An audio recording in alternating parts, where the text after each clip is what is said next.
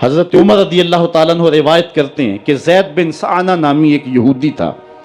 جس کو حضور نے قرض دینا تھا۔ آقا کریم علیہ الصلوۃ والسلام دو جہاں کے مالک ہیں، لیکن حضور کا فقر اختیاری تھا۔ آقا کریم علیہ السلام کے گھر میں بسا اوقات کتنے کتنے دن چولہا نہیں جلا کرتا تھا۔ حضور ادھار لے کر کے لوگوں کی مصیبتوں کو بھی دور کرتے، اور گھر کا چولہا بھی بعض اوقات ادھار لے کے گرم کرنا پڑتا۔ اعلیٰ حضرت فرماتے ہیں مال کے کونین ہیں گو پاس کچھ رکھتے نہیں، دو جہاں کی نعمتیں ہیں ان کے خالی ہاتھ میں۔ تو کہتے ہیں کہ ایک دن حضور علیہ السلام کی خدمت میں ایک شخص حاضر ہوا جس کا نام زید بن سعانہ ہے اور یہودی ہے، اور اس نے حضور علیہ السلام سے قرض کا تقاضا کیا، لیکن تقاضا اتنے سخت انداز سے کیا کہ اس نے حضور علیہ السلام کی قمیص کو پکڑ کے کھینچا بھی۔ تو حضرت عمر رضی اللہ تعالیٰ عنہ نے جب دیکھا تو بڑے گھور کے اس کی جانب دیکھا اور اس کو پیچھے ہٹاتے ہوئے کہا کہ تجھے شرم نہیں آ رہی کہ اللہ کے رسول کے ساتھ کیسے سلوک کر رہا ہے اور میں تیرے سامنے موجود ہوں؟ تو حضرت نبی رحمت صلی اللہ علیہ وسلم نے حضرت عمر کو کہا عمر مجھے تجھ سے اس بات کی توقع نہیں تھی۔ ذرا غور کیجئے حضور علیہ السلام کی اس سیرت کے انداز کو۔ ایک شخص آ رہا ہے اور حضور سے سختی کر رہا ہے، ابھی حضور کو قرض لٹانے کی جو تاریخ ہے اس میں بھی 4 دن باقی رہتے ہیں اور وہ ناجائز سختی کر رہا ہے۔ حضرت عمر رضی اللہ تعالیٰ عنہ نے جب اس کو گھورا اور سختی کی تو حضور علیہ السلام نے فرمایا عمر مجھے تیرے سے اس بات کی توقع نہیں تھی، تمہارا کام تو یہ تھا کہ مجھے حسن ادا کی تلقین کرتے کہ اچھے انداز سے قرض واپس کرو، اور اس کو جو ہے وہ نرمی کی تلقین کرتے، اور پھر آقا کریم علیہ السلام نے فرمایا اس کا قرض ادا کر دو، اور اے عمر جو تم نے اس کو گھورا ہے اس کے بدلے میں 20 وسق زیادہ کھجوریں بھی تم اس کو دو گے۔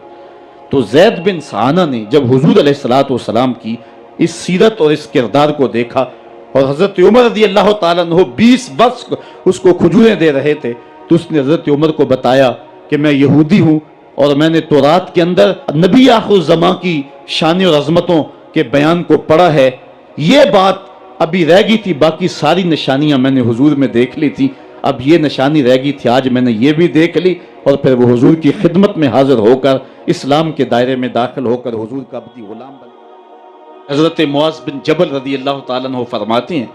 کہ ایک دن حضور گلی سے گزر رہے تھے اور میں ایک جانور کی کھال اتار رہا تھا، اور مجھے کھال اتارنے کا طریقہ نہیں تھا، مجبوراً مجھے کھال اتارنا پڑی۔ تو حضور گزرے تو مجھے دیکھا کہ معاذ بن جبل کو کھال اتارنا نہیں آ رہی، تو حضور رک گئے اور آقا کریم نے فرمایا معاذ ٹھہرو ذرا میں تمہیں بتاتا ہوں کہ بکری کی کھال کیسے اتاری جاتی،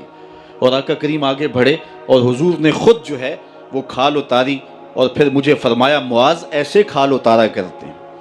آج ہم اپنے بڑے پن کو اور اپنی عظمت کو اس انداز سے لوگوں کے سامنے رکھنا چاہتے ہیں کہ ہم جو ہے وہ ٹشو کا ایک ٹکڑا بھی نہیں پکڑ سکتے، اور وہ بھی پکڑانے کے لیے ہمارے پاس ایک خادم موجود ہوتا ہے، لیکن آقا کریم علیہ السلام کی زندگی اور حضور علیہ السلام کی سیرت کی سادگی کا حسن اور جمال یہ ہے کہ حضور اپنے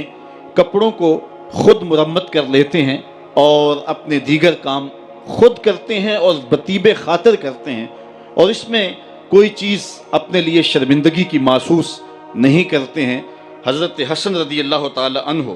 حضور علیہ السلام کے نواسے بھی ہیں اور آقا کریم علیہ السلام کی صحابیت کا شرف بھی پایا ہے۔ کہتے ہیں کہ کانا یجلس علی الارض، حضور علیہ السلام کی سیرت یہ ہے کہ حضور زمین پہ بیٹھ جاتے تھے، زمین پر بیٹھنے میں حضور شرمندگی محسوس نہیں کیا کرتے تھے، اس کو اپنے سٹیٹس کے خلاف نہیں سمجھا کرتے تھے، زمین کے اوپر حضور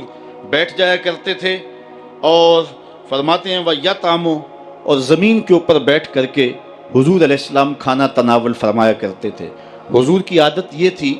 کہ آقا کریم جب بھی کھانا کھاتے تو حضور جھک کر کے کھانا کھاتے۔ فرماتے ہیں کہ میرے پاس ایک فرشتہ آیا جو کعبۃ اللہ کے صحن میں کھڑا تھا، اور اس کی کمر کعبۃ اللہ کی چھت کے برابر تھی، اتنا اس کا قد تھا، اور اس نے مجھے کہا کہ آپ اگر چاہیں تو آپ کو نبی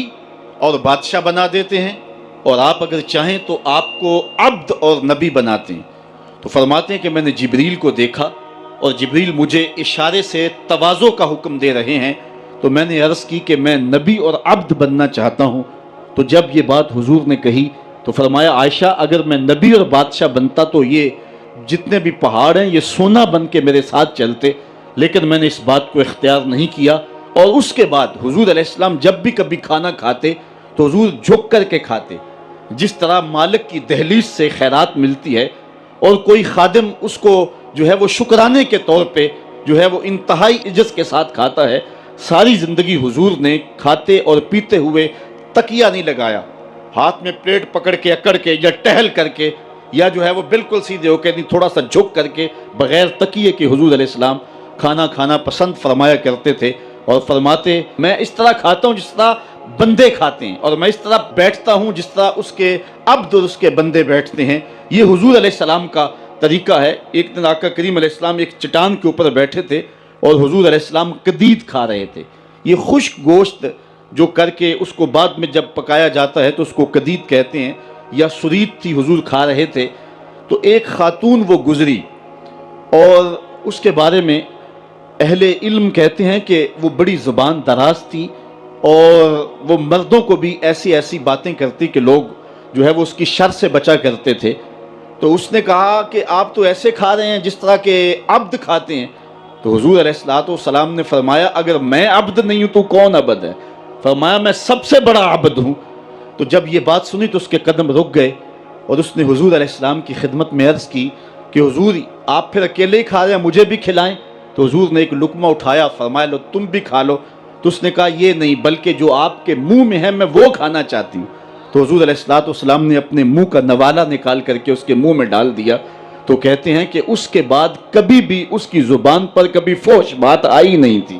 حضور کے جوتے کی وہ برکت تھی اور اس کا وہ فیضان تھا کہ اس کے اندر ایسی روشنی ہو گئی۔ پہلے وہ سخت لعان تھی، گالیاں دینے والی تھی اور فحش گفتگو کرنے والی تھی، لیکن حضور علیہ السلام کے جوتے کی برکت سے اللہ تعالیٰ جل شانہ نے اس کی زبان کو حسن بھی دے دیا اور جمال بھی عطا فرما دیا۔ تو حضور علیہ السلام کی عادت تھی کہ آقا کریم زمین پہ بیٹھ کے کھاتے، جھک کے کھاتے، فرماتے میں ایسے کھاتا ہوں جس طرح عبد کھاتے ہیں۔ وَيَلْبَسُ الْغَلِيظ، اور آقا کریم علیہ السلام موٹے کپڑے پہنتے تھے، باریک ترین کپڑے پہننے سے حضور نے گریز کیا ہے۔ اور یہ وَيُطِيلُ الصَّلَاةَ، اور حضور کی نماز